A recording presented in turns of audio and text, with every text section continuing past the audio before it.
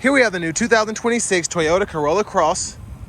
This one comes in the XLE trim level in windshield pearl. And then we do have black soft text interior. The powertrain consists of a 2-liter naturally aspirated 4-cylinder engine that's mated to a continuously variable transmission with a shift mode. As we come around to the front end here, we do get our LED headlamps along with the LED daytime running lights and LED fog lights.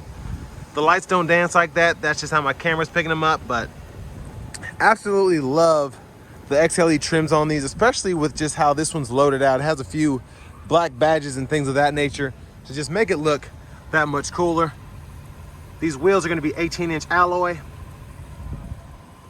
We get passive keyless entry on the front, door panel here, power door lock controls, rear window locks, and then we have our power mirror controls. One-touch up and down windows on all 4 doors, bottle holders, auto high beams, traction control, hood release. We do get a manual tilt, telescoping steering wheel. And then our gas cap releases right there. And then this does have the all-weather mats as well. But here's our power driver's seat. We do get 2-way power lumbar support as well. I want to give a huge thanks to John Roberts Toyota here in Manchester, Tennessee for allowing me to review this car today. I'll leave a link below in the description. If you're looking to find the best price on one of these closer to home, click that second link down below. It takes just a minute to fill out your information, and I'll make sure the local dealers will find and get you the best price on this or whatever new vehicle you might be interested in. I have the seat a bit far back, but it's adjusted for someone of my size, being 6'3" with longer legs. So as I sit behind myself, that's kind of the space I have. Not terrible. It's still a Corolla, it's just Corolla Cross. But seat back pockets there, rear AC vents, and then down below there you get 2 USB-C charge ports. There's a look at the front from back here. And then our middle seat folds down. Bottle holders are there. And grab handle, you can hang a shirt or a pair of pants on that hook. Now child locks, lock, unlock there.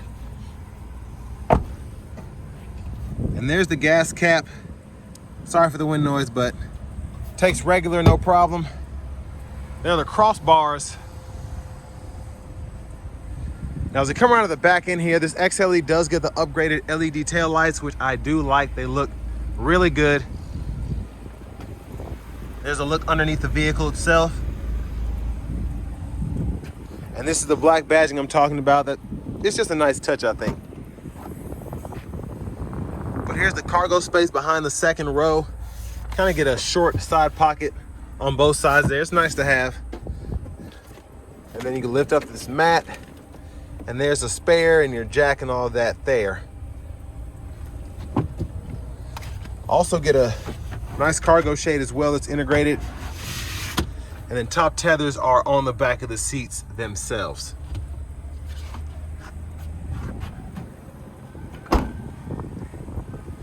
Now as we come around to the rear passenger seat, if you want, push here, that'll fold flat. You can run longer objects through the vehicle. Pops back into place pretty easily. And then you have your lower anchors behind those covers. Now to the window sticker here, y'all can pause anywhere you need to take a closer look at anything.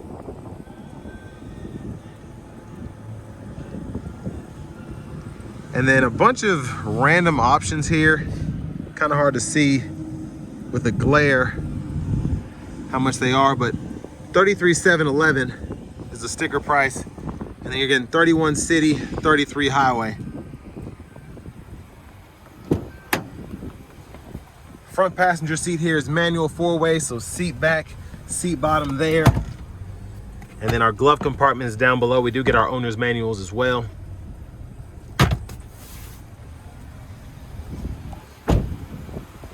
And as we come around to the front, just a quick look in the engine bay.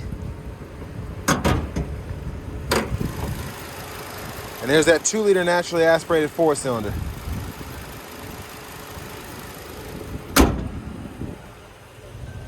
Now before we hop in the driver's seat, just a quick look at the blinkers.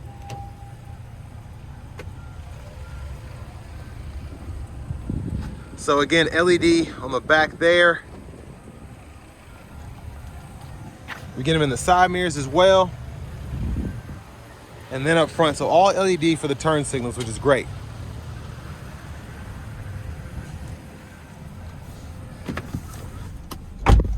But nice, I believe that Softex wrap steering wheel here, feels good like leather. There's a horn there.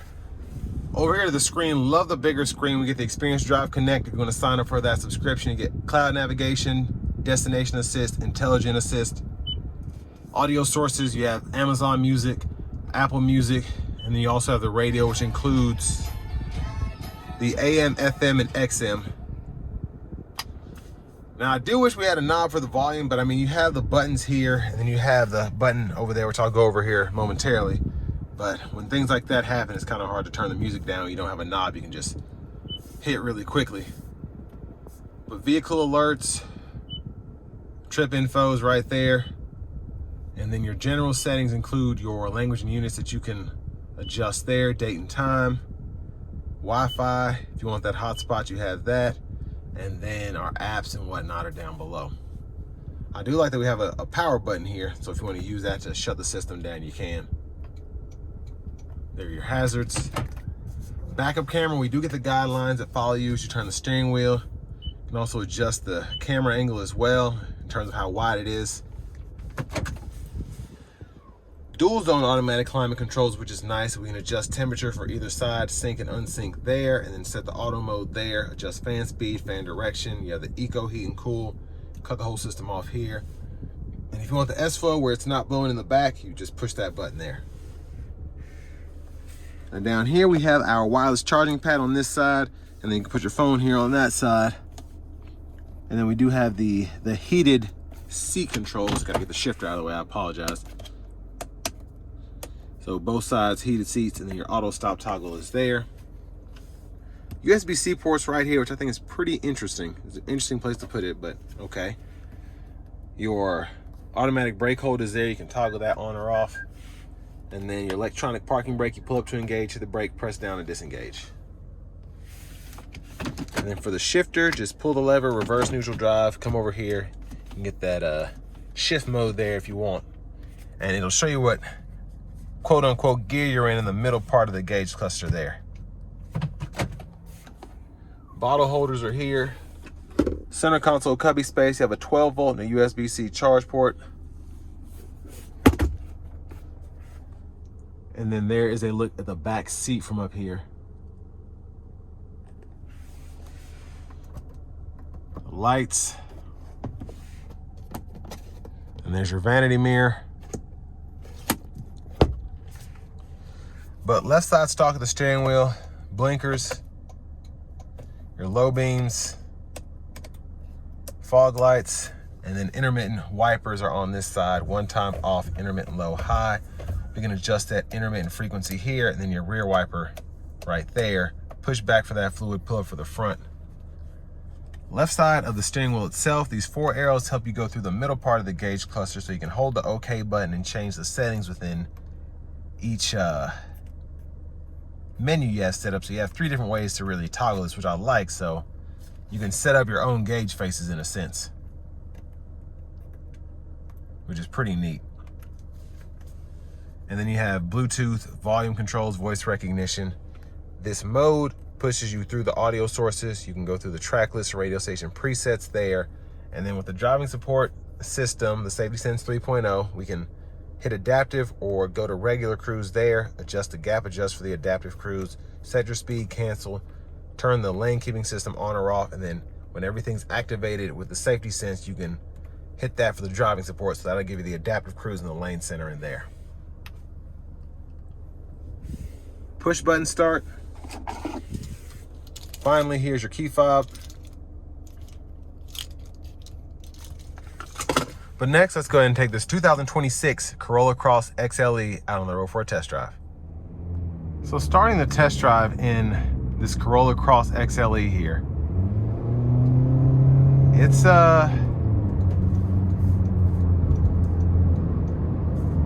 a capable vehicle, I think. It's not necessarily fast, but it gets the job done. You have the 2-liter naturally aspirated 4-cylinder, but the shift mode with the CVT is nice.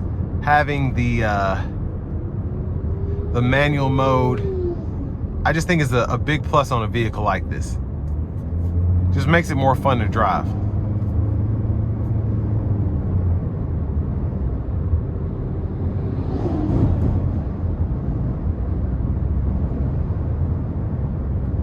And as you can hear, it's relatively quiet in here. I wouldn't say it's, you know, luxury-like, but I think it's pretty good for what this is. I think it's very good for what this is.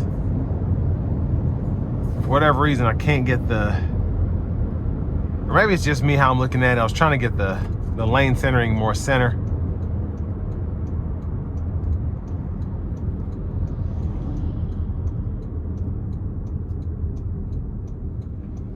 But I think the vehicle itself, especially in this trim,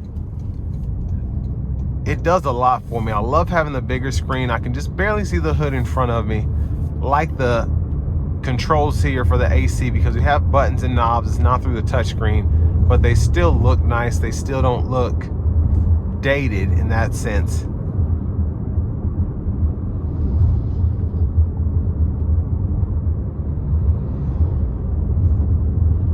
There's a lot going on here, so just bear with me.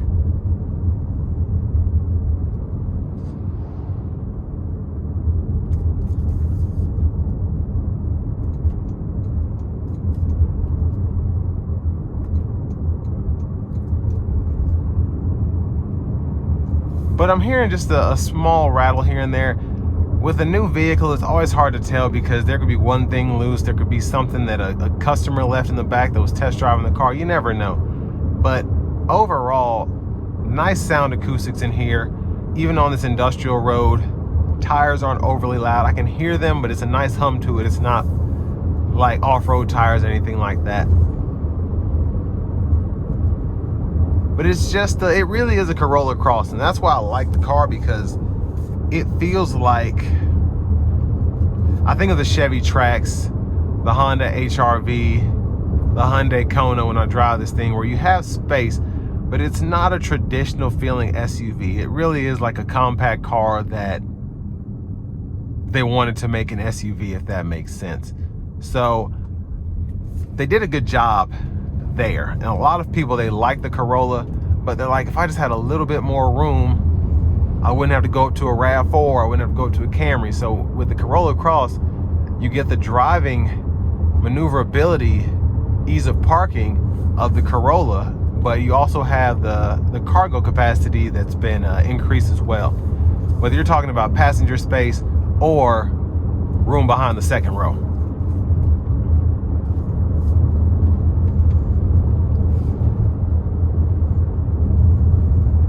But in overall, I think just solid car.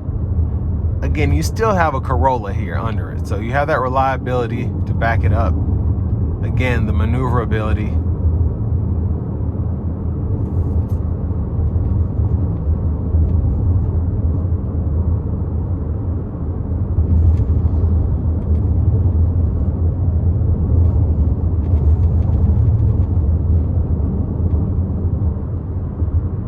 And in the XLE, I like that we have the all digital gauge cluster. Again, the bigger screen here that kind of pops up is nice. The dual zone automatic climate controls. But Toyota just really did their thing with the new Safety Sense 3.0. And the fact that you pretty much have this on any vehicle, for the most part, is great. You know, the newer Corollas, the newer RAV4s, the newer Sequoias, Tundras. Now I don't think the Highlanders have these yet, or the Siennas. You know, there are a few that are still on the more dated technology that are about to get a refresh or redesign anyway. But here in this Corolla Cross, it's nice that we have that 3.0 driving support system.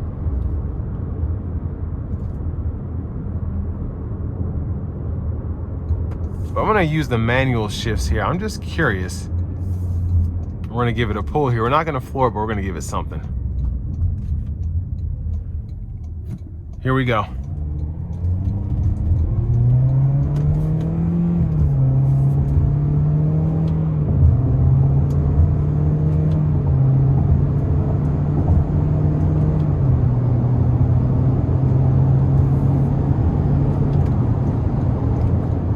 So, I mean, adequate power.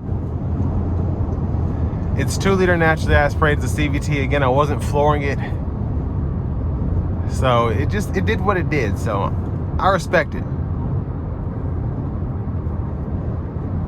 So driving support's on now, lane centering, adaptive cruise, all that's doing its thing. And I really like that. You'll see as I get closer to this truck in front of me, it'll slow down. And it just does a really good job at taking control of, keeping control of the vehicle, if that makes sense.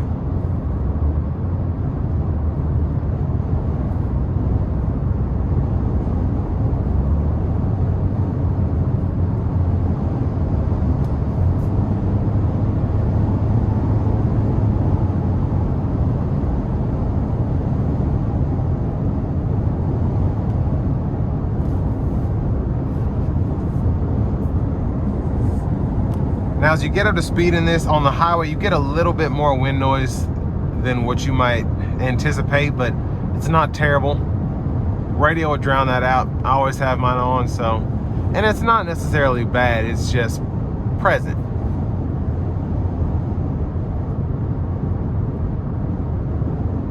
But I love having the driving support system. I love having lane centering and adaptive cruise in general, just because it just makes it so much easier to drive. It's a lot less on your nerves when you're behind the wheel here.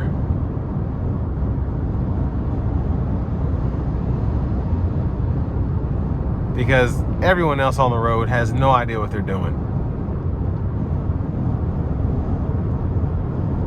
But I think a solid vehicle for the money, and especially if you want something that looks nice, has a few bells and whistles, and won't break the bank, this is a good way to go. Especially if you don't need a full-size Highlander or a Venza or something like that in that segment.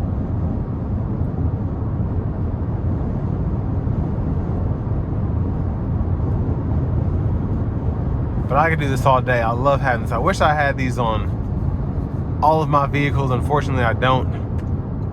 But lane centering, especially Toyota Safety Sense in particular, is just top notch. So one of the many reasons to take a look at this car if you're in the market. And with all that being said, this will bring me to the end of my review of this 2026 Toyota Corolla Cross XLE.